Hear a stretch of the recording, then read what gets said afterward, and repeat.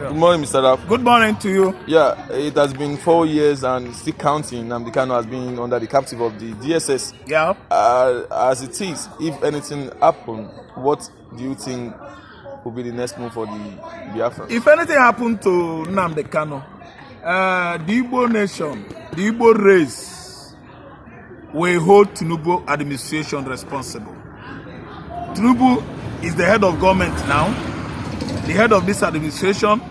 The Igbo nation will hold him accountable. He should give account of whatever ever happened to Nnamdi Kanu. Nnamdi Kanu is still the leader of indigenous people of Biafra. And we've seen how far the journey so far since 2014 till date. Kanu is the man, the supreme leader of indigenous people of Biafra movement, IPOB. And he was virtually, doing well in the past until 2021, June or July. He was arrested by the federal government of Nigeria, the federal forces at Nairobi, Kenya. They ferried him into Nigeria and is being held captive at DSS facilities. So what are we trying to say here? Tinubu, right from onset, is a man I know that hates Biafra. He's one of the most astute politicians we have in Nigeria here, to the level that it astounded all humans, all Nigerians, all Igbos, and so on and so forth, that the same business IGBO was doing, IGBO was arrested in Benin Republic and they let him off the hook. They allowed him to go. The same business was Nnamdi Kanu doing too. And the Kanu was arrested in Nairobi, at Nairobi, Kenya. They brought him here. He was not arrested, kidnapped, Nairobi, Kenya. And they brought him into this country. And today, they freed IGBO. The same IGBO that was arrested in Cotonou was freed. Now the Kanu that was illegally abducted from Nairobi, Kenya into Nigeria here is still being at least held. It is unlawful because both of them are doing the same business of agitation for their own, nationalities.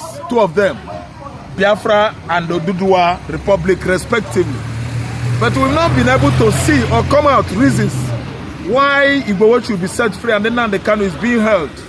That is tribalism, in the highest, let me say, order.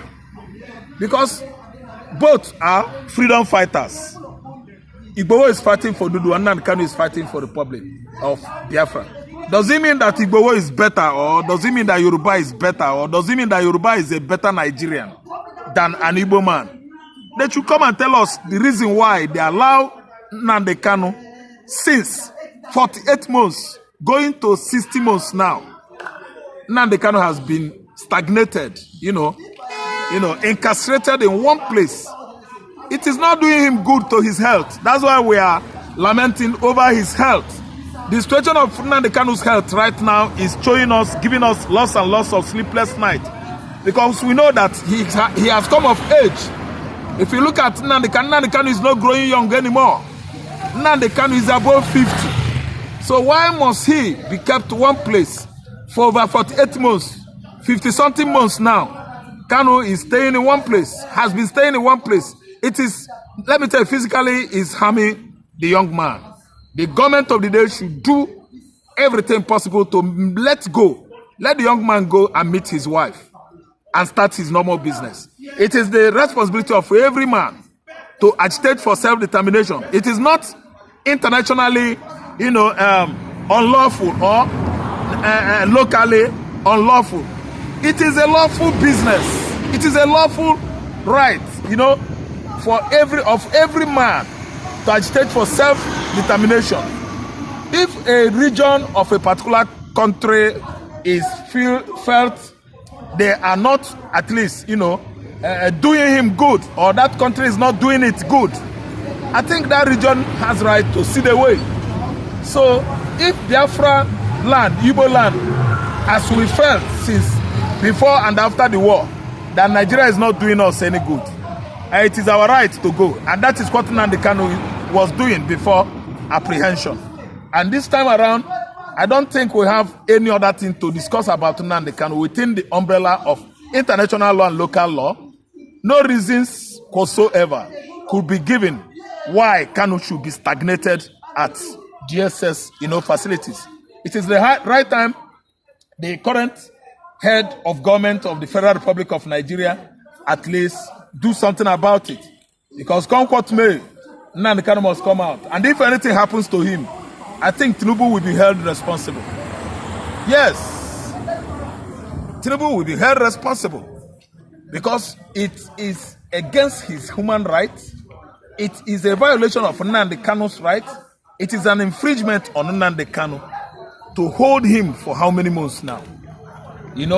Over 50 months. It is uncalled for. It is unfair. It is an injustice of the highest order. It is not doing, the law of the land any good, because you violate the law, you violate human being, you molest human being. Violation is violation. But when you violate the law of the land, I think the land that God has created, it breathes. Yes, the land, the earth can go against anybody that violates it. So Tinubu is violating the law of the land by holding an innocent man captive for over how many years now? He was not the one that arrested Nnamdi Kanu in the first place, but continuation of his regime was where Buhari's ended. So we are at least, not begging Tinubu. We can never beg. We don't beg when it is our right, when we have right, when it is my individual right, when it is my fundamental right to do one thing or the other. We shouldn't beg. We shouldn't beg. Tinubu should rightly do what is, needed of him. Release Nnamdi Kanu, let him go. He's not owing you money. He has not violated you. He has not violated anything about you. He has not violated any law in Africa. He has not violated Nigerian constitution. Nnamdi Kanu was busy doing the normal, agitation business that he actually understands how to do well. Before government of Buhari, Muhammad Buhari, retired general, went that far of violating Nnamdi Kanu at Nairobi, Kenya. And I think that what is happening right now, both in Nigeria and outside Nigeria, is going to be more dreadful ever. Yes, because it's going to take place gradually until it's graduated into fully pogrom. That is escalation of what will shock Tinubu administration. Kanu was free, set free by court 2 times. Still, Buhari held him. Then during Tinubu's administration, Kanu was as well set free last year. Tinubu still held him. Don't you see that these people are not respecting Igbo race? Don't you see that Buhari and Tinubu, they have spat on the face of the Igbos? Don't you see that our integrity is on the line here? Why must an Igbo man was set free by the court? You are holding him.